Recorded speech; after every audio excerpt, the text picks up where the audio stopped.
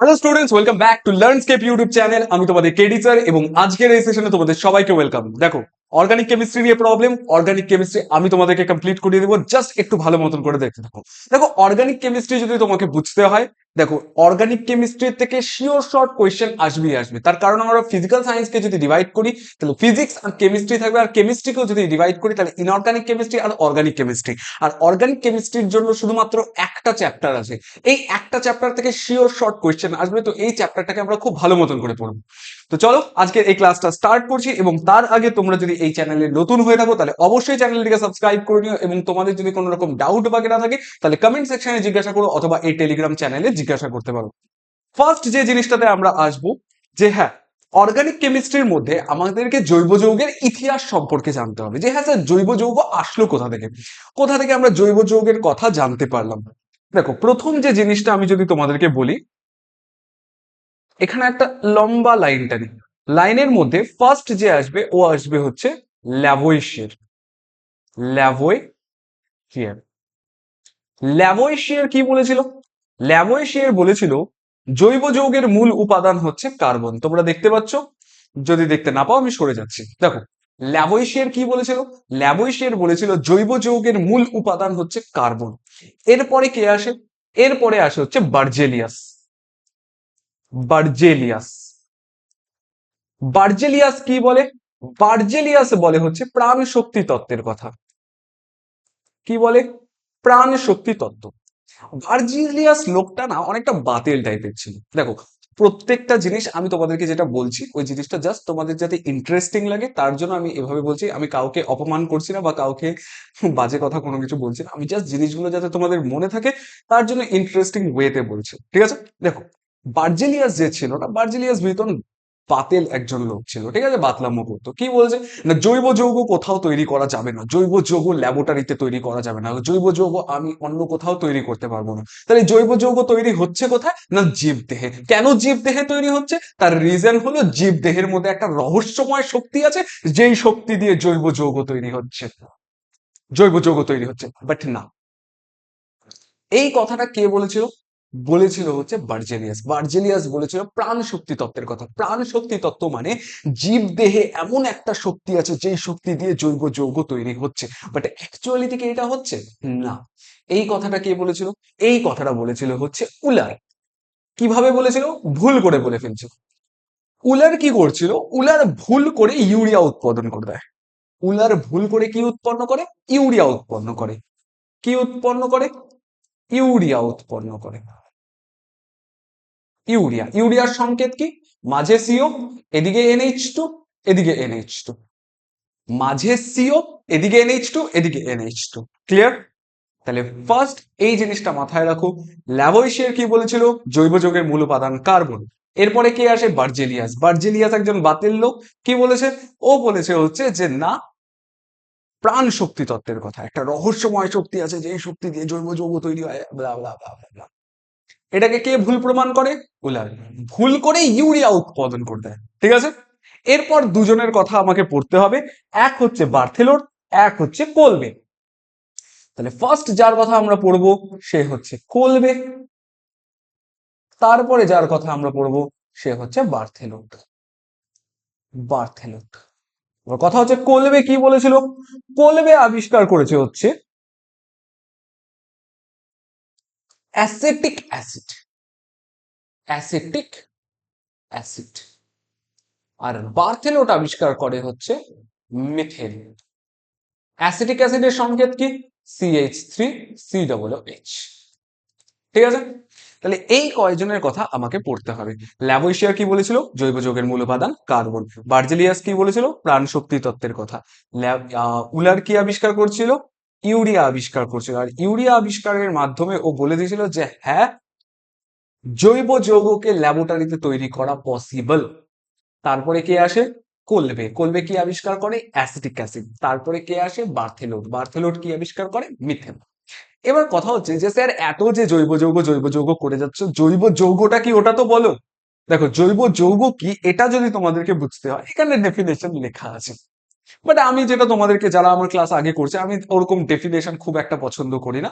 হ্যাঁ, ডেফিনেশন তোমাদেরকে পড়তে হবে, এটা তোমাদের কর্তব্য, বাট তোমাদেরকে বোঝানোর কর্তব্য আমার। আমি তোমাদেরকে খুব ভালো মতন করে ডেফিনেশনটা বুঝিয়ে দিচ্ছি। এখানে যা লেখা আছে আছে, আমি জাস্ট এভাবে লিখছি, কার্বনের 5টি যৌগ বাদে, 5টি যৌগ বাদে যে সকল যৌগে, কার্বনের যে সকল যৌগে কি দেখা যায়, যে সকল যৌগে কার্বনের ক্যাটিনেশন, আর কি দেখা যায়, সমাবয়বতা দেখা যায়, সমাবয়বতা দেখা যায়, প্রভৃতি বৈশিষ্ট্য দেখা যায়, তাদেরকে কি বলে, জৈব যৌগ বলে। এবং জৈব যৌগের ইতিহাসকে কি বলে, সরি, জৈব যৌগের রসায়নকে কি বলে, জৈব রসায়ন বলে। ক্লিয়ার? 5টি যৌগ, কার্বনের 5টি যৌগ, কি কি যৌগ? কার্বনের 5টি যৌগের মধ্যে আমরা বলতে পারি কার্বনের, আরে বাপরে, ম্যাম মোটে ক্লাস নিয়ে গেছে, দেখো একটুখানি চেঞ্জ করে দিই, 1 সেকেন্ড। কার্বনের 5টি যৌগ বলতে কার্বনের অক্সাইড ধাতব, কার্বনের বাই, কার্বনের ধাতব, সায়ানাইড, হাইড্রোজেন সায়ানাইড। তাহলে কি কি? কার্বনের অক্সাইড, কার্বনের অক্সাইড মাথায় রাখতে হবে। তারপর আমরা কি মাথায় রাখবো? ধাতব কার্বনেট, ধাতব কার্বনেট। তার সাথে মাথায় রাখতে হবে বাইকার্বনেট, ধাতব কার্বনেট, বাইকার্বনেট। তারপরে মাথায় রাখতে হচ্ছে ধাতব সায়ানাইড আর হাইড্রোজেন সায়ানাইড, হাইড্রোজেন সায়ানাইড। এত কঠিন 5টা যৌগ মাথায় রাখা? কার্বনের অক্সাইড, ধাতব কার্বনেট, বাইকার্বনেট, ধাতব সায়ানাইড, হাইড্রোজেন সায়ানাইড। এই 5টা যৌগ বাদে কার্বনের যে সকল যৌগে ক্যাটিনেশন, সমাবয়বতা প্রভৃতি বৈশিষ্ট্য দেখা যায়, তাদেরকে জৈব যৌগ, এবং জৈব যৌগের রসায়নকে জৈব রসায়ন বলে। ক্লিয়ার? ক্লিয়ার কাট অ্যান্সার, যেটা আমাকে বলেছে ওটার অ্যান্সার। ক্লিয়ার? চলো নেক্সট যে জিনিসটা, আই হোপ জৈব যৌগ তোমরা সবাই বুঝে গেছো। 5টা যৌগ বাদে যে সকল যৌগে ক্যাটিনেশন, সমবায়বতা প্রভৃতি বৈশিষ্ট্য দেখা যায়, তাদেরকে জৈব যৌগ, জৈব যৌগের রসায়নকে জৈব রসায়ন। ক্লিয়ার? নেক্সট যে জিনিসটা আছে, এখানে তোমরা হয়তো একটুখানি ছোট দেখতে পাচ্ছ, আমি জিনিসটা ছোট করে নিয়ে আসছি, একটা স্লাইডের মধ্যে টোটাল জিনিসটা নিয়ে আসছি। তোমরা এই পিডিএফটা কোথা থেকে পেয়ে যাবে? আমাদের লার্নস্কেপ ডাব্লিউবি চ্যানেলের যে টেলিগ্রাম চ্যানেলটা আছে, ওখান থেকে তোমরা এটা পেয়ে যাবে। যদি তুমি টেলিগ্রাম লিংক চাও, আমি তোমাদেরকে কমেন্ট সেকশনে দিয়ে দেবো। কি আছে? জৈব যৌগের মধ্যে বৈশিষ্ট্য কি? প্রত্যেকটার মধ্যে কি থাকতে লাগবে? কার্বন পরমাণু থাকতে হবেই হবে, থাকতেই লাগবে। আর অজৈব যৌগের মধ্যে কি, এরকম কোনো ব্যাপার নেই যে কার্বনের মতো কোনো নির্দিষ্ট মৌলকে থাকতে হবে, সে থাকতেও পারে, নাও থাকতে পারে। ঠিক আছে? জৈব যৌগের প্রধানত কি হয়? সমযোজী হয়। বাট অজৈব যৌগ কি হয়? অসমযোজী হয় বা আয়নীয় হয়। ঠিক আছে? এখানে কি বলছে? সমযোজী যৌগগুলি বেশিরভাগই কি হয়? উদ্বায়ী হয়, উদ্বায়ী হয়। এই কারণে কি হয়? গলনাঙ্ক আর স্ফুটনাঙ্ক কম হয়। তোমরা এটাকে আরেকটা পয়েন্ট লিখে দিতে পারো, এটাকে আরেকটা পয়েন্ট লিখে দিতে, পয়েন্ট বাড়াও পরীক্ষার হালে, পরীক্ষার খাতায় তোমাকে ওই পয়েন্ট গুলোই লিখতে হবে। পরীক্ষার খাতায় যদি তুমি এটা লিখে আসো না, সমযোজী যৌগগুলো বেশিরভাগ উদ্বায়ী হয়, অজৈব যৌগগুলি বা আয়নীয়, অজৈব যৌগগুলি আয়নীয় বা অসমযোজতার কারণে এরা অনুদ্বায়ী হয়, এটা একটা পয়েন্ট লিখতে পারো। তারপরের পয়েন্টে আমরা কি লিখতে পারবো? জৈব যৌগগুলির গলনাঙ্ক এবং স্ফুটনাঙ্ক কম হয়, অজৈব যৌগগুলির গলনাঙ্ক এবং স্ফুটনাঙ্ক অনেক বেশি হয়। ক্লিয়ার? এগুলোকে আমরা পয়েন্ট বাড়াবো। আমাদের পরীক্ষার খাতায় কাজ হচ্ছে পয়েন্ট কত বেশি বেশি করে বাড়াতে পারি। নেক্সট কি আছে? জৈব যৌগগুলো জলে সাধারণত অদ্রবণীয়। তোমরা সবাই দেখতে পাচ্ছ? হ্যাঁ, দেখতে পাচ্ছ, নাইস। জৈব যৌগগুলি জলে সাধারণত অদ্রবণীয়। অজৈব যৌগ, সরি, অজৈব যৌগগুলি কি বলছে? জৈব দ্রাবকে সাধারণত অদ্রাব্য। কি বলেছে? জৈব যৌগ জলে অদ্রবণীয়। আর কি বলছে? এগুলি, এগুলি মানে অজৈব যৌগ জলে দ্রাব্য, বাট জৈব দ্রাবকে অদ্রাব্য। ক্লিয়ার? জৈব যৌগ জৈব দ্রাবকে দ্রবণীয়, জৈব যৌগ জলে অদ্রবণীয়, অজৈব যৌগ জলে দ্রাব্য, বাট জৈব দ্রাবকে অদ্রাব্য। ক্লিয়ার? জৈব যৌগ কি কি হয়? তড়িৎ অবিশ্লেষ্য হয়। তড়িৎ অবিশ্লেষ্য মানে জৈব যৌগ কি ক্যাটায়ন অ্যানায়ন ফর্ম করবে? তোমরা দেখতে পাচ্ছ এখান থেকে জৈব যৌগ কি ক্যাটায়ন অ্যানায়ন ফর্ম করবে? অ্যান্সার হবে না। জৈব যৌগ কিন্তু ক্যাটায়ন অ্যানায়ন ফর্ম করে না। তার মানে কি এরা তড়িৎ অবিশ্লেষ্য পদার্থ। আর কি বলেছে? গলিত বা দ্রবীভূত অবস্থায় তড়িৎ পরিবহন করতে পারে। আর এরা কি হয়? তড়িৎ বিশ্লেষ্য হয়। তার মানে এরা গলিত বা জলে দ্রবীভূত অবস্থায় তড়িৎ পরিবহন করতে পারে। তো অজৈব যৌগ তড়িৎ পরিবহন কেন করতে পারে? তার কারণ অজৈব যৌগ জলীয় দ্রবণে বিয়োজিত হয়ে ক্যাটায়ন অ্যানায়ন ফর্ম করে। আর এই ক্যাটায়ন অ্যানায়ন গুলোই কি করে? তড়িৎ বিশ্লেষণের সময় তড়িৎ পরিবহন করে। জৈব যৌগগুলি কি হয়? সমাবয়বতা ধর্ম প্রদর্শন করে। অজৈব যৌগগুলি সমাবয়বতা ধর্ম প্রদর্শন করে না। এই শ্রেণীগুলির জৈব এই শ্রেণীর যৌগের রাসায়নিক বিক্রিয়া কি হয়? মন্থর প্রকৃতি হয়। এদের ক্ষেত্রে রাসায়নিক বিক্রিয়া মন্থর প্রকৃতির হয়। কাদের ক্ষেত্রে? জৈব যৌগের ক্ষেত্রে। অজৈব যৌগের ক্ষেত্রে কি হয়? দ্রুত গতিতে হয়। প্রায় সমস্ত জৈব যৌগ কি দাহ্য, আর বেশিরভাগ অজৈব যৌগ কি হয়? অদাহ্য। পার্থক্য পরীক্ষায় জিজ্ঞাসা করতে পারে, তো ভালো মতন করে পড়ে নিও, ঠিক আছে? নেক্সট যে জিনিসটা আছে কার্বনের ক্যাটিনেশন ধর্ম। দেখো কার্বনের ক্যাটিনেশন ধর্ম কি এখানে ডেফিনেশন লেখা আছে, বাট আমি তোমাকে বলে দিচ্ছি। একটা কার্বন আরেকটা কার্বনের সাথে এক বন্ধন, দ্বিবন্ধন, ত্রিবন্ধন দ্বারা পরপর পরপর যুক্ত হয়ে বৃহৎ শৃঙ্খল গঠন করার ধর্মটাকে আমরা কি বলি? ক্যাটিনেশন ধর্ম। তাহলে ক্যাটিনেশন ধর্ম কাকে বলে? একটা কার্বন অপর কার্বনের সাথে সমযোজী এক বন্ধন, দ্বিবন্ধন বা ত্রিবন্ধন দ্বারা পরপর পরপর যুক্ত হয়ে বৃহৎ যৌগ গঠনের ক্ষমতাকে বা ধর্মকে আমরা কি বলবো? কার্বনের ক্যাটিনেশন ধর্ম। দেখো এখানে এই জিনিসটাই লেখা আছে। মানে কি তোমরা বলতে পারো যে হ্যাঁ কার্বন কার্বন এখানে যুক্ত হচ্ছে, কার্বন এখানে যুক্ত হচ্ছে, কার্বন এখানে যুক্ত হচ্ছে, এখানে কার্বন, এই ওপরে কানেকশন হচ্ছে, এই নিচে কানেকশন, সবার সাথে সবার কানেকশন, এখানেও কানেকশন, এখানেও কানেকশন। ঠিক আছে, এগুলোকে আমরা কি বলছি? এটা হচ্ছে কার্বনের ক্যাটিনেশন ধর্মের জন্য। কার্বন এরকমও ফর্ম করে, সার্কেলও ফর্ম করে। ঠিক আছে, এখানে কার্বন, এখানে কার্বন, এটা এটা এটা এটা এটাকে যদি আমরা যুক্ত করে দেখাই তাহলে কিরকম দেখতে হয়? Honeycomb like structure. এটাকে আমরা কি বলি? বেনজিন বলি। ঠিক আছে, এটাকে আমরা কি বলি? বেনজিন বলি। এরকমও স্ট্রাকচার ফর্ম করে। এগুলো কিভাবে করে? এগুলো কিভাবে করে? ক্যাটিনেশন ধর্মের জন্যই করে না? নেক্সট, ক্যাটিনেশন ধর্মের কারণ। এটা ইম্পর্টেন্ট কোশ্চেন, তোমাদের পরীক্ষায় জিজ্ঞাসা করতে পারে যে কার্বন কেন ক্যাটিনেশন ধর্ম শো করে। পরীক্ষায় দেখো, পরীক্ষায় কোন প্রশ্নগুলো পরীক্ষায় জিজ্ঞাসা করবে স্যাররা জানে। কোশ্চেন পড়লে পরে তুমি এখন ক্লাসটা দেখছো, তোমরা অনেকেই জৈব রসায়ন কোথাও না কোথাও পড়ে এসছো, কিন্তু দেখো এই কোশ্চেনটাতে তোমরা অতটা ইম্পর্টেন্স জানি না কেন দেও না, বাট স্যাররা জানেন যে হ্যাঁ এই কোশ্চেন গুলো যদি পরীক্ষায় দেয় তাহলে স্টুডেন্টরা ফাঁসবে। এই কোশ্চেন গুলো স্টুডেন্টরা পড়ে আসেন। তো এই জিনিসগুলো একটু ভালো মতন করে পড়ে যাও। ক্যাটিনেশন ধর্ম কেন দেখায়? তার কারণ কার্বন পরমাণুর বিশেষ ইলেকট্রন বিন্যাসের জন্য। ঠিক আছে, ইলেকট্রন বিন্যাসটা বিশেষ হয়। ঠিক আছে, লাস্ট শেলে কটা ইলেকট্রন থাকে? 4টা ইলেকট্রন থাকে।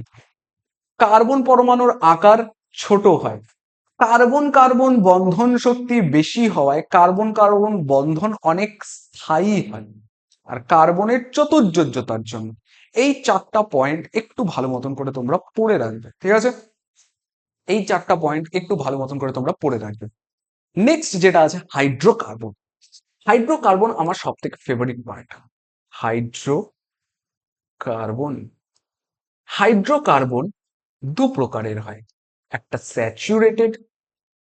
স্যাচুরেটেড হাইড্রোকার্বন, এইচসি, হাইকোর্ট না কিন্তু, হাইড্রোকার্বন। আর এটা হচ্ছে আনস্যাচুরেটেড হাইড্রোকার্বন।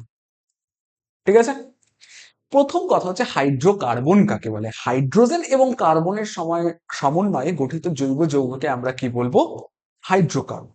হাইড্রোকার্বনের মধ্যে দুটা পার্ট আছে, একটা হচ্ছে স্যাচুরেটেড হাইড্রোকার্বন আর একটা আনস্যাচুরেটেড হাইড্রোকার্বন। স্যাচুরেটেড হাইড্রোকার্বন আমরা কাকে বলবো? যারা সম্পৃক্ত হয়। আর আনস্যাচুরেটেড হাইড্রোকার্বন মানে যারা অসম্পৃক্ত হয়। স্যার সম্পৃক্ত অসম্পৃক্ত মানে কি?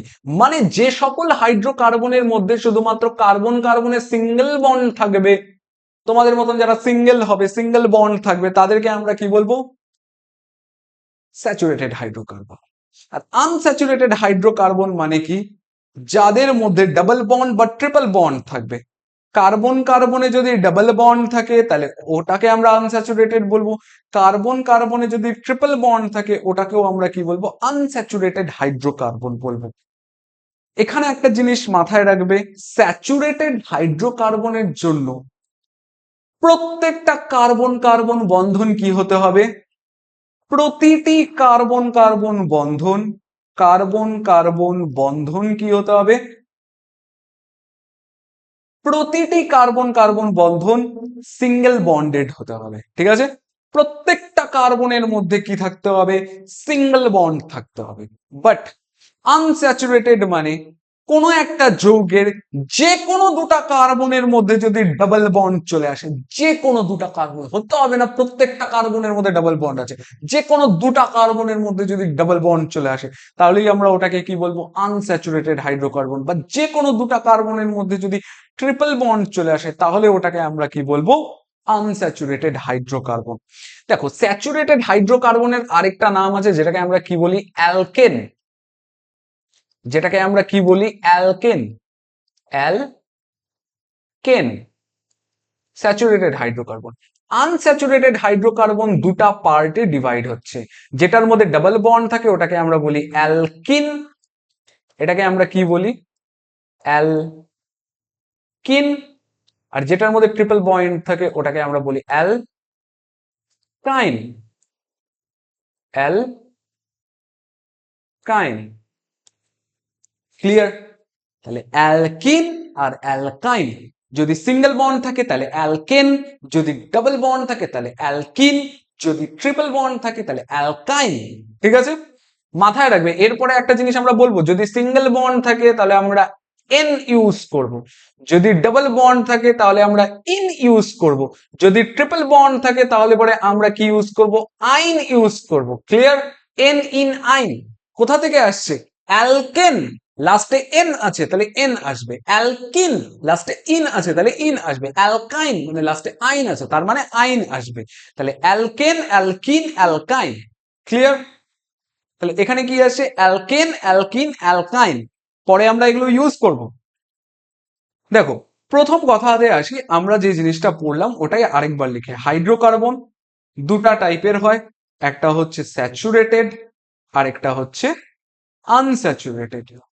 Saturated, unsaturated, unsaturated. Saturated hydrocarbon মানে এর আন্ডারে আসবে অ্যালকেন, এরপরে কি আসবে, এই দিকে দুটো আসবে, একটা হচ্ছে অ্যালকিন আর একটা হচ্ছে অ্যালকাইন। অ্যালকেনের জিএফ আছে, অ্যালকিনের জিএফ আছে, অ্যালকাইনের জিএফ আছে। স্যার জিএফ আছে? হ্যাঁ জিএফ আছে। জিএফ মানে কি, জিএফ মানে, জিএফ এর ফুল ফর্ম হচ্ছে জেনারেল ফর্মুলা, জেনারেল ফর্মুলা। অ্যালকেনের জেনারেল ফর্মুলা, অ্যালকিনের জেনারেল ফর্মুলা, অ্যালকাইনের জেনারেল ফর্মুলা তোমাদেরকে জানতে হবে। অ্যালকেনের জেনারেল ফর্মুলা কি হবে, CnH2n প্লাস 2। অ্যালকিনের জেনারেল ফর্মুলা CnH2n, অ্যালকাইনের জেনারেল ফর্মুলা CnH2n মাইনাস 2। ঠিক আছে, প্রত্যেকের কি আছে, প্রত্যেকের জিএফ আছে, অ্যালকেনের জিএফ, অ্যালকিনের জিএফ, অ্যালকাইনের জিএফ, মানে জেনারেল ফর্মুলা। তোমরা যেটা ভাবতেছো ওটা না। তাহলে এটা কি, একটা হচ্ছে অ্যালকেন CnH2n প্লাস 2, অ্যালকিনের CnH2n, অ্যালকাইনের কি CnH2n মাইনাস 2। এবার আমি তোমাদেরকে কয়েকটা জিনিস বোঝাবো, একটু ভালো মতন করে বুঝবে। Number of carbon, number of কার্বনের উপর ডিপেন্ড করে আমরা রুট ওয়ার্ড কি করি, ডিনোট করি। রুট ওয়ার্ড, রুট ওয়ার্ড মানে যে কোনোটা মিথেন হয়, কোনোটা ইথেন হয়, কোনোটা প্রোপেন হয়, কোনোটা বিউটেন হয়, এটা আমরা কি করে বলি, প্রোপ, তারপরে কি আছে বিউট।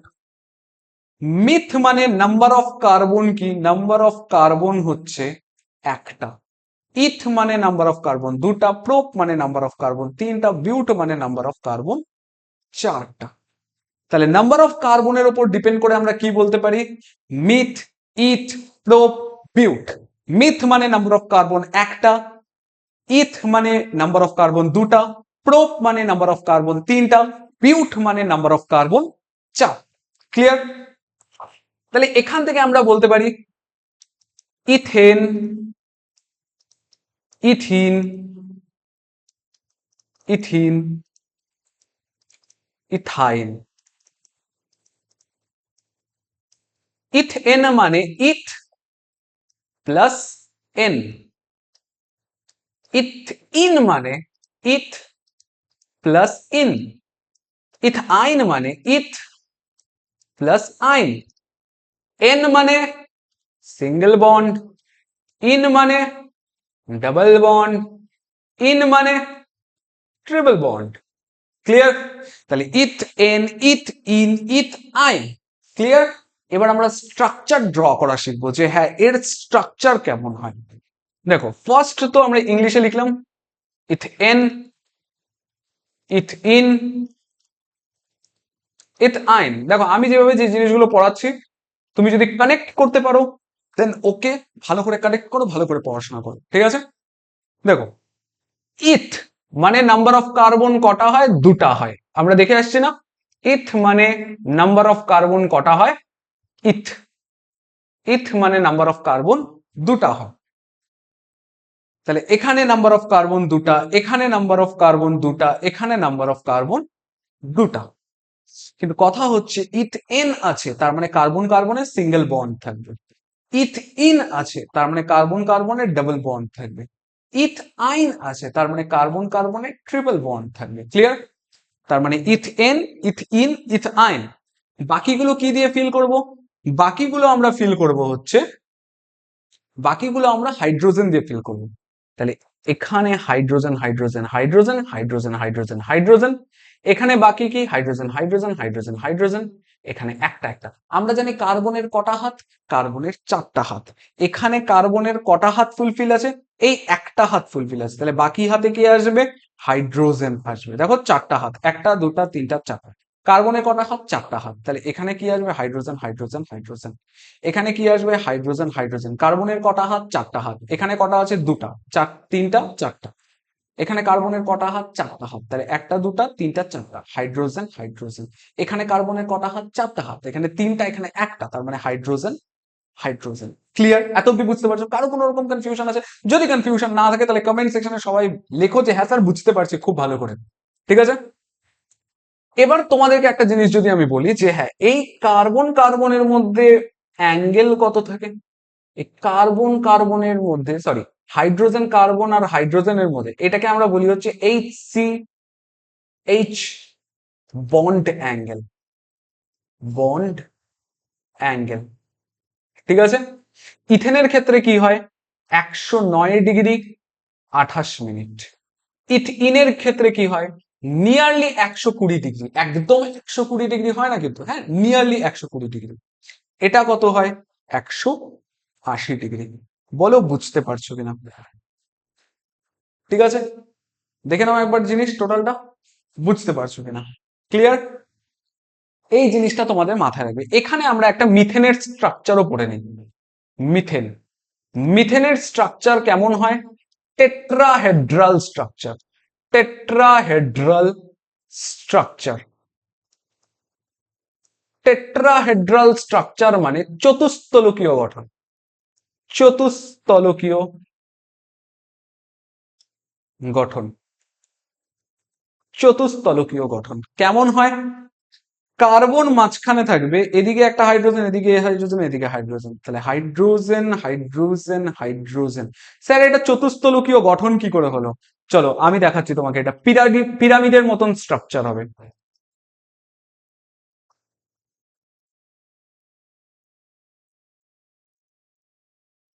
হচ্ছে না পিরামিডের মতন দেখতে? এই দেখো পিরামিডের মতন একটা স্ট্রাকচার পেলাম। তাহলে এটাই কি? এটাই হচ্ছে মিথেনের চতুস্তলকীয় গঠন। আর এই অ্যাঙ্গেলটা কত হয়? এই অ্যাঙ্গেলটা হয় হচ্ছে 109 ডিগ্রি 28 মিনিট। কত হয়? 109 ডিগ্রি 28 মিনিট। ঠিক আছে? বুঝতে পারছো সবাই? কারো কোথাও কোনো রকম কনফিউশন থাকলে কমেন্ট সেকশনে জিজ্ঞাসা করতে পারো। ঠিক আছে? তাহলে এখানে আমরা কি কি কমপ্লিট করলাম? এক তো জৈব যৌগের ইতিহাস বললাম, জৈব যৌগ কাকে বলে, জৈব রসায়ন কাকে বলে, ওদের মধ্যে পার্থক্য।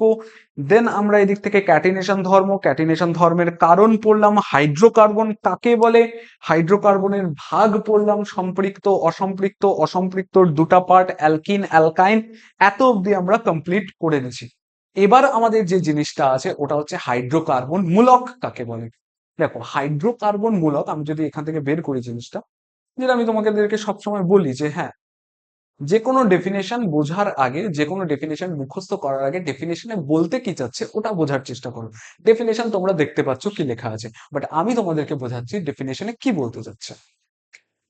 কোনো একটা হাইড্রোকার্বন আছে, হাইড্রোকার্বনের থেকে যদি এক বা একাধিক হাইড্রোজেন বেরিয়ে গিয়ে এমন একটা সক্রিয় পরমাণু বা পরমাণু পুঞ্জ গঠন করবে যা রাসায়নিক বিক্রিয়ায় পার্টিসিপেট তো করবে, বাট রাসায়নিক বিক্রিয়ায় ওর কোনো রকম পরিবর্তন ঘটবে না, তাদেরকে আমরা কি বলবো? হাইড্রোকার্বন মূলক।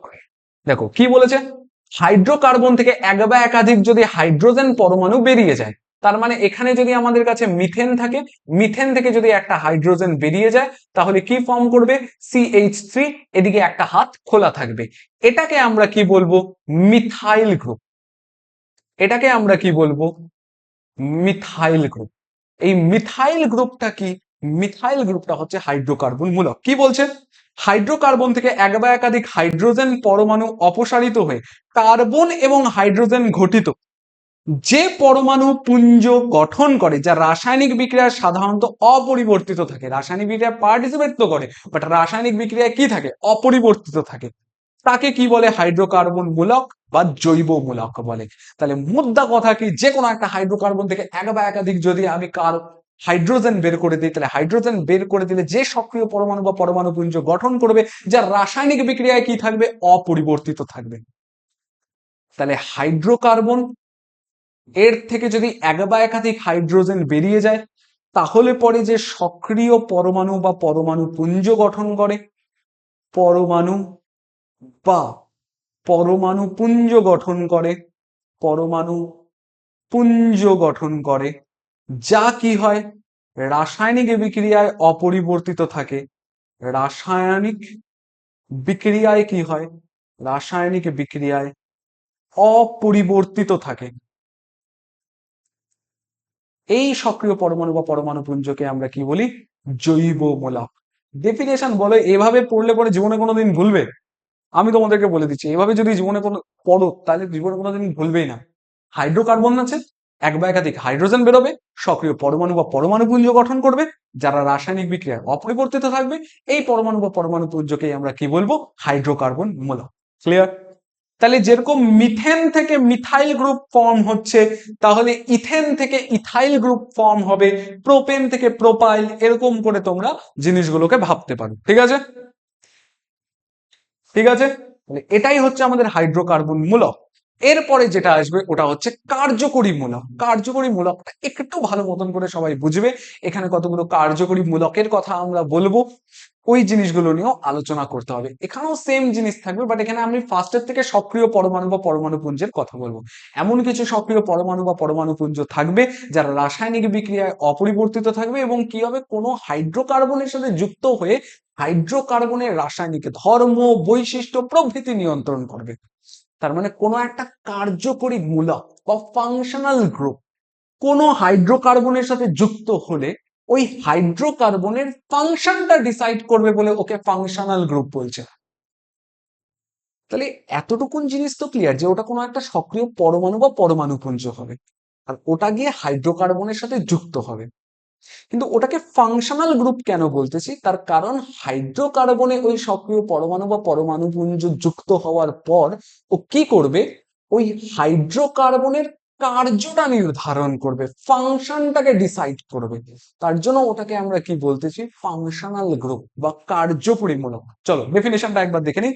যেসব সক্রিয় পরমাণু বা পরমাণু পুঞ্জ জৈব যৌগের গঠনে উপস্থিত থেকে তাদের প্রকৃতি, ধর্ম, রাসায়নিক বিশিষ্টতা প্রভৃতি নির্ধারণ করে তাদেরকে কি বলে? কার্যকরী মূলক বা ক্রিয়াশীল গ্রুপ। ফাংশন ডিসাইড করবে, মোদ্দা কথা এতটুকুনি, ফাংশন ডিসাইড করবে। ক্লিয়ার? আগে থেকে ডিসাইড বলে দিলাম না, ডিসাইড না, কিন্তু ডিসাইড করবে। ঠিক আছে, চলো এতটুকু জিনিস ক্লিয়ার। এবার কার্যকরী মূলক কি কি আছে দেখো। কার্যকরী মূলক যদি আমি বলি, তোমাদের হাইড্রক্সিল মূলক আছে, OH আছে, এরপরে কি আছে, CHO আছে, ফরমাইল, এরপরে কি আছে, কিটো আছে। কিটো কেমন হয় অনেকটা দেখতে, ও সি, এদিকে একটা এদিকে একটা, এটাকে আমরা বলি হচ্ছে কিটো। এছাড়া কি আছে, কার্বক্সিল আছে বা অ্যাসিড গ্রুপ বলে এটাকে। তারপরে কি আছে, তারপরে আছে হচ্ছে অ্যামিন আছে, NH2, অ্যামিন, অ্যামিনো বলে এটাকে। তারপরে কি আছে, অ্যালকক্সি বা ইথার। তাহলে এখানে কি আমরা হাইড্রক্সিল গ্রুপ, অ্যালডিহাইড, কিটো, অ্যাসিড, অ্যামিনো, ইথার বা অ্যালকক্সি, এই প্রত্যেকটা সম্বন্ধে একটু একটু করে আমাদেরকে পড়তে হবে। দেখো হাইড্রক্সিল গ্রুপ, হাইড্রক্সিল গ্রুপ মানে কি থাকবে, OH গ্রুপটা থাকবে, ঠিক আছে, কি থাকবে, OH গ্রুপটা থাকবে। এ কি ফর্ম করে, অ্যালকোহল ফর্ম করে, অ্যালকোহল, আবার ফেনলও ফর্ম করে। অ্যালকোহল মানে, যেরকম আমি এখানে যদি CH3 লিখি এর সাথে OH, তার মানে এটা হচ্ছে মিথানল, মিথানল। এখানে যদি C2H5OH রাখি, তাহলে এটা ইথানল। কেন ইথ, তার কারণ এখানে নাম্বার অফ কার্বন দুটা, সাথে OH আছে, অল, অ্যালকোহল, তার মানে কি হবে, নাম্বার অফ কার্বন দুটা, তার মানে ইথ, আর অল ইথানল। ক্লিয়ার? এটাই হচ্ছে মানুষ ড্রিঙ্ক করে, ঠিক আছে, এটাই ড্রিঙ্ক করে, এটার জন্যই পাগলা যাতে হ্যাঁ লোক, পাগলা যাতে হ্যাঁ, ঠিক আছে। দেখো ইথানল, ইথানল, এটা মানুষ ড্রিঙ্ক করে, মাতলামি করে, ঠিক আছে। আমাদের মেডুলা অবলঙ্গটা যেটা আছে, যেটা আমাদের ব্যালেন্সটাকে কি করে, ভারসাম্য বজায় রাখতে হেল্প করে, মেডুলা অবলঙ্গটা, এই অ্যালকোহলটা কি করে, আমাদের মেডুলা অবলঙ্গটাকে কি করে, অবশ করে দেয়। তার জন্য কি করে, মাতলামো করতে থাকে, ইধর চলা मैं উধর চলা, জানে কাহা मैं কিধর চলা, হায় ফিসল গয়া, ড্রেনের মধ্যে পড়ে যায়। ক্লিয়ার? এমন অনেকে আছে যারা মাতলামো করে ট্রেনে পড়ে থাকে, ঠিক আছে। ইথানল, বা এটাকে বলে হচ্ছে ইথাইল অ্যালকোহল। আরেকটা আছে ফেনল, ঠিক আছে, ফেনলও ফর্ম করে কে, হাইড্রক্সিল গ্রুপ। চলো, ফেনলের স্ট্রাকচার যদি আমার কাছে জিজ্ঞাসা করো, ফেনলের স্ট্রাকচার এরকম হবে, টুক টুক টুক টুক, OH, ঠিক আছে। বেঞ্জিনের নিচে কি থাকে, OH থাকে, বেঞ্জিনের নিচে কি থাকে, OH থাকে। নেক্সট কি আছে, নেক্সট আছে হচ্ছে ফরমাইল। ফরমাইল গ্রুপ মানে অ্যালডিহাইড গ্রুপ, CHO, এটাকে আমরা কি বলি, ফরমাইল বলি। ফরমাইলের স্ট্রাকচার যদি তুমি জানতে চাও, তাহলে স্ট্রাকচার এরকম হবে, এখানে হাইড্রোজেন থাকবে, এখানে কি থাকবে, ডাবল বন্ড দিয়ে O থাকবে, এখানে খোলা থাকবে। তাহলে CHO, কার্বনের 4টা হাত, হাইড্রোজেনের 1টা হাত, অক্সিজেনের 2টা হাত। ক্লিয়ার? CHO স্ট্রাকচার এরকম হয়। কি করে, অ্যালডিহাইড ফর্ম করে। সরলতম অ্যালডিহাইড, পরীক্ষায় প্রশ্ন আসবে, সরলতম অ্যালডিহাইড কোনটা, সিম্পলিয়েস্ট অ্যালডিহাইড কি হবে বলো তো, সিম্পলিয়েস্ট অ্যালডিহাইড, এই যে অ্যালডিহাইড গ্রুপটা আছে, এদিকে একটা হাইড্রোজেন বসে যাবে, এটাই সিম্পলিয়েস্ট অ্যালডিহাইড। এটাকে আমরা কি বলি, ফর্মালডিহাইড, ফর্মালডিহাইড, এটাকে আমরা কি বলি, ফর্মালডিহাইড, ঠিক আছে। তারপরে থাকে অ্যাসিটালডিহাইড। অ্যাসিটালডিহাইড কেমন হয়, CH3CHO, অ্যাসিটিক অ্যাসিডের আগে কি থাকে, CH3 থাকে না, অ্যাসিটিক অ্যাসিডে CH3COOH, এখানে এটা হচ্ছে অ্যাসিটালডিহাইড, অ্যাসিটালডিহাইড। ক্লিয়ার? অ্যাসিটালডিহাইড। চলো নেক্সট, এই দেখো তোমরা দেখতে পারো ফর্মালডিহাইড, এটা হচ্ছে ফর্মালডিহাইড, আর এটা হচ্ছে ক্যাজুয়ালডিহাইড, জামা কাপড় পরে আছে। জানি না এটা কি করে ফর্মালডিহাইড হলে, তো টিঙ্গা টিঙ্গা নাঙ্গা পুঙ্গা হয়ে আসে, টিঙ্গা টিঙ্গা নাঙ্গা পুঙ্গা, টিঙ্গা টিঙ্গা নাঙ্গা পুঙ্গা, টিঙ্গা টিঙ্গা নাঙ্গা পুঙ্গা, কি জানি এটা ফর্মাল কি করে হচ্ছে আমি জানি না। ফর্মাল মানে তো কোটেড বোটেড হওয়া দরকার না, কিন্তু এখানে টিঙ্গা টিঙ্গা নাঙ্গা পুঙ্গা হয়ে আছে, আর এটাকে ফর্মালডিহাইড বলতেছে। যাই হোক, এটাকে আমরা ফর্মালডিহাইড বলবো, আর এটা হচ্ছে ক্যাজুয়ালডিহাইড, ঠিক আছে। নেক্সট কি আছে, কিটো। কিটোর স্ট্রাকচার কেমন হয়, কিটোর স্ট্রাকচার এরকম হয়, কিটো, ঠিক আছে, কিটোন গ্রুপটা থাকে, কিটোন গ্রুপ, ঠিক আছে, এটাকে আমরা কি বলি, কিটোন গ্রুপ। গ্লুকোজ আর ফ্রুক্টোজ, গ্লুকোজ আর ফ্রুক্টোজের মধ্যে আমাকে অ্যান্সার দাও। গ্লুকোজ কি সুগার? গ্লুকোজ হচ্ছে অ্যালডোজ সুগার। ফ্রুক্টোজ কি সুগার? ফ্রুক্টোজ হচ্ছে কিটো সুগার। মানে গ্লুকোজের মধ্যে অ্যালডিহাইড গ্রুপটা থাকে, ফ্রুক্টোজের মধ্যে কিটো গ্রুপটা থাকে, তার জন্য ওটাকে আমরা কি বলি? কিটো সুগার বলি। ঠিক আছে, একটা হচ্ছে অ্যালডোজ সুগার আর একটা হচ্ছে কিটো সুগার। ঠিক আছে, গ্লুকোজ হচ্ছে অ্যালডোজ সুগার আর ফ্রুক্টোজ হচ্ছে কিটো সুগার। এখানে কি থাকে? কিটোন গ্রুপটা থাকে। আমরা একটা এক্সাম্পল দিতে পারি, অ্যাসিটোন। অ্যাসিটোন কি হবে? মাঝে কিটো গ্রুপটা থাকবে, এদিকে CH3, এদিকে CH3। দেখো কিছু মনে পড়লো, একটু আগে আমরা এরকম ধরনের একটা জিনিস পড়ে আসছি, এটা অ্যাসিটোন, অ্যাসিটোনের সংকেত এটা। বাট আমি যদি তোমাকে বলি, বলো তো ইউরিয়ার সংকেত কি, তুমি কি বলবে?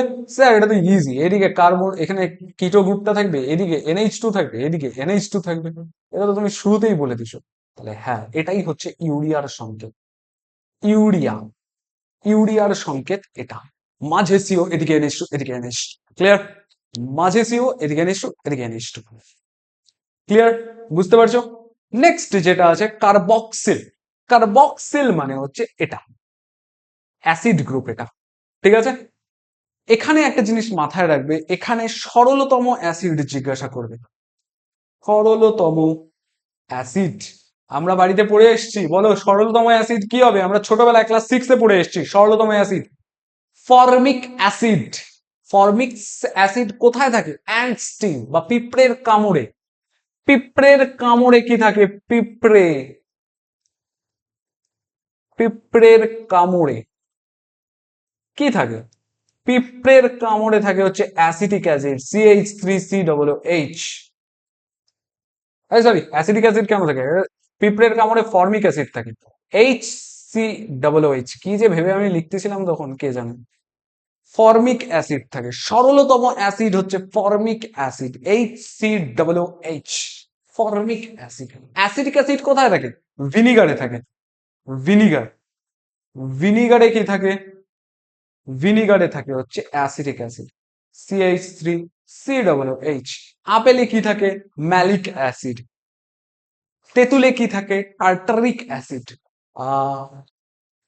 আরো কয়েকটা জিজ্ঞাসা করবো তোমাদেরকে। লেবুতে কি অ্যাসিড থাকে বলো? লেবুতে কি থাকে অ্যাসিড? কোন অ্যাসিড থাকে? চলো, অ্যামিনো। অ্যামিনো মানে কি? NH2। এটা হচ্ছে অ্যামিনো, অ্যামিনো। ঠিক আছে, দেখো মিথাইল অ্যামিন।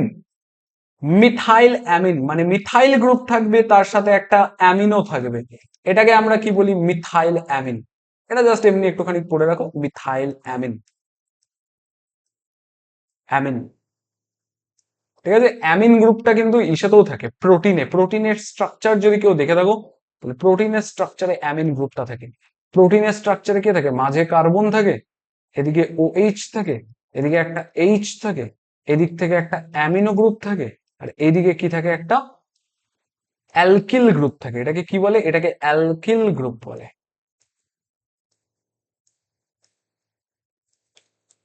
প্রোটিনের সিম্পলিয়েস্ট ফর্ম কি? প্রোটিনের সিম্পলিয়েস্ট ফর্ম হচ্ছে অ্যামিনো অ্যাসিড। এইটা হচ্ছে, সরি, এইদিকে COOH থাকে,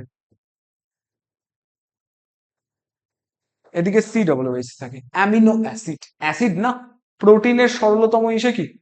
অ্যামিনো অ্যাসিড। আরে অ্যামিনো অ্যাসিড আমি লিখি না, এ এ এ এ অ্যামিনো অ্যাসিড। অ্যাসিড না, তাহলে অ্যাসিড গ্রুপটা থাকবে, দেখছো? অ্যাসিড গ্রুপটা থাকবে। ঠিক আছে, এরকম হয় স্ট্রাকচারটা কার? Amino acid. ঠিক আছে, লাস্ট যেটা আছে ওটা হচ্ছে ইথার। ইথারের স্ট্রাকচার যদি বলি, ডাইমিথাইল ইথার এরকম হয়। ঠিক আছে, ডাইমিথাইল ইথার। মিথেন আছে, মিথেন থেকে একটা হাইড্রোজেন বেরিয়ে যাবে, কি ফর্ম হবে? CH3 ফর্ম হবে, যেটাকে আমরা মিথাইল গ্রুপ বলি। মিথাইল গ্রুপটা দুইটা থাকবে, তার জন্য এটাকে আমরা কি বলছি? ডাইমিথাইল। দুই দিকে মিথাইল গ্রুপ, তার জন্য একে কি বলছি? Methyl methyl dimethyl. এটাকে আমরা কি বলি? ইথার। তাহলে এর নাম কি হবে? ডাইমিথাইল ডাইমিথাইল ইথার, এইটার নাম কি হবে? Dimethyl ether. ক্লিয়ার? চলো, এতটুকুন জিনিস বুঝতে পারছো। নেক্সট দিন আমরা কি পড়বো? নেক্সট দিন আমরা সমবয়বতা পড়বো। নেক্সট দিন আমরা সমগণীয় শ্রেণী বলবো। সমবয়বতার অনেকগুলো পার্ট আছে, গঠনমূলক সমবয়বতা, ত্রিমাত্রিক সমবয়বতা। ত্রিমাত্রিক সমবয়বতা তোমাদের সিলেবাসে নেই, তোমাদের গঠনমূলক সমবয়বতা আছে। গঠনমূলক সমবয়বতারও 4টা ভাগ হয়, যার মধ্যে 2টা ভাগ শুধুমাত্র তোমাদের সিলেবাসে আছে। একটা হচ্ছে কার্যকরীমূলক ঘটিত সমবয়বতা, আরেকটা হচ্ছে অবস্থান ঘটিত সমবয়বতা। তো নেক্সট দিনের ক্লাসে কিন্তু আমরা এই জিনিসগুলোই কমপ্লিট করব, ঠিক আছে? নেক্সট দিনের ক্লাসে কিন্তু আমরা এই জিনিসগুলোই কমপ্লিট করব, ঠিক আছে? চলো, তোমাদের কিন্তু আরো অনেক ক্লাসেস চলছে তোমাদের এখানে মাধ্যমিকে। এখন তোমরা কি করে পড়াশোনা করবে? শুধুমাত্র হাতে 5 মাস টাইম বাকি আছে। এই টাইমটাকে তোমরা কি করে কাজে লাগাবে, এর জন্য তোমাদের একটা ভিডিও, আমি গাইডেন্স ভিডিও নিয়ে এসেছি। তাছাড়া তোমাদের জন্য লাস্ট মিনিট রিভিশন, এটাকে আমরা কি বলবো? এলএমআর ক্লাস। কি বলবো? এলএমআর ক্লাস। এলএমআর ক্লাস মানে হচ্ছে লাস্ট মিনিট রিভিশন ক্লাসেস গুলো চেক করো। ওখানে আমি তোমাদের অনেক কিছু করাচ্ছি। আর তাছাড়া এইদিকে কি হচ্ছে? এদিকে হচ্ছে রিকল সিরিজের একটা ক্লাস চলছে। রিকল সিরিজে মানে ইম্পর্টেন্ট টপিক গুলো 10 মিনিটে কমপ্লিট করাচ্ছি রিকল সিরিজে। আর লাস্ট মিনিট রিভিশনে কি হচ্ছে? একটা চ্যাপ্টার টোটালটা 20 মিনিটে কমপ্লিট করাচ্ছি বা 30 মিনিটে কমপ্লিট করাচ্ছি, ঠিক আছে? তো এই ক্লাসেস গুলো একটু ভালো মতন করে করবে। এখানে তোমাদের অরবিট ব্যাচের ক্লাসও কিন্তু চলে এসছে। অরবিট ব্যাচে তোমাদের সুব্রত স্যারের ক্লাস আপাতত চলে এসছে। সুব্রত স্যারের ক্লাসে হিস্ট্রি চলে এসছে, জিওগ্রাফি আসা বাকি আছে এখনো, নেক্সট কয়েকদিনের মধ্যে চলে আসবে। অরবিট ব্যাচে আমার আগে ম্যাথ ক্লাস হয়ে গেছে। আজকে আমার প্রথম ফিজিক্যাল সায়েন্স ক্লাস যাচ্ছে। এইভাবে তোমাদের টোটাল সিলেবাস আমি কমপ্লিট করিয়ে দেবো। আগে আমাদের টেস্টের জন্য টোটাল সিলেবাসটা কমপ্লিট করাবো, দেন ফার্স্ট সামেটিভ, সেকেন্ড সামেটিভের কিছু কিছু পোর্শন আমরা টোটালটা কমপ্লিট করিয়ে দেবো। এই দেখো, স্টার্টও হয়ে গেছে। রিকল সিরিজে কিন্তু আমরা করা স্টার্ট করে দিচ্ছি, ঠিক আছে? রিকল সিরিজে কিন্তু আমরা ফার্স্ট সামেটিভের পড়ানো স্টার্ট করে দিয়েছি। ওজোন স্তর কি করে সৃষ্টি হচ্ছে, ওজোন স্তর কি করে ধ্বংস হচ্ছে, এভাবে ইম্পর্টেন্ট টপিক গুলো আমরা আলোচনা করব, ঠিক আছে? তাছাড়া লেট নাইট সিরিজ চলছে। লেট নাইট সিরিজে কোয়েশ্চেন ব্যাংক সলভ করানো হচ্ছে। কোয়েশ্চেন ব্যাংকের শর্ট কোয়েশ্চেন শুধুমাত্র না, ব্রড কোয়েশ্চেনও কিন্তু আমি তোমাদেরকে পিপিটি প্রোভাইড করে দিচ্ছি। ব্রড কোয়েশ্চেনের অ্যান্সারও আমি তোমাদের পিপিটিতে প্রোভাইড করে দিচ্ছি। তোমাদের যদি এই পিপিটিটা প্রয়োজন হয়, অবশ্যই লার্নস্কেপ ডাব্লিউবি চ্যানেলে গিয়ে ওখান থেকে কালেক্ট করতে পারবে, ঠিক আছে? আপাতত আমাদের রায়ান মার্টিনের একটা ক্লাস হয়ে গেছে, এটা হচ্ছে মডেল 1-এর হয়ে গেছে। আজ রাত্রে, এখন তুমি 9টার সময় ক্লাস দেখছো, দেখে নিয়েছো, আজকেই রাত্রে 11টার সময় কি আছে? মডেল সেট 2 এর ক্লাস আছে। এবং কালকে কি আছে? মডেল সেট 3 এর ক্লাস আছে, ঠিক আছে? তো দেখা হচ্ছে তোমাদের সাথে রাত্রি 11টার সময়, লাইভ ক্লাস হবে। এবং তুমি যদি আমাদের চ্যানেলে নতুন হয়ে থাকো, তাহলে অবশ্যই চ্যানেলটিকে সাবস্ক্রাইব করে দিও। এবং আজকের ক্লাসটা যদি তোমাদের ভালো লেগে থাকে, অবশ্যই ভিডিওটিকে লাইক করে দিও এবং তোমার বন্ধু বান্ধবীদের মধ্যে শেয়ার করে দিও, ঠিক আছে? তো চলো, आज के लिए बस इतना ही। सावधान रहे, सतर्क रहे और पढ़ाई জারি রাখে। জয় হিন্দ, জয় ভারত। দেখা হচ্ছে এই কিছুক্ষণ পরে 11টার সময়।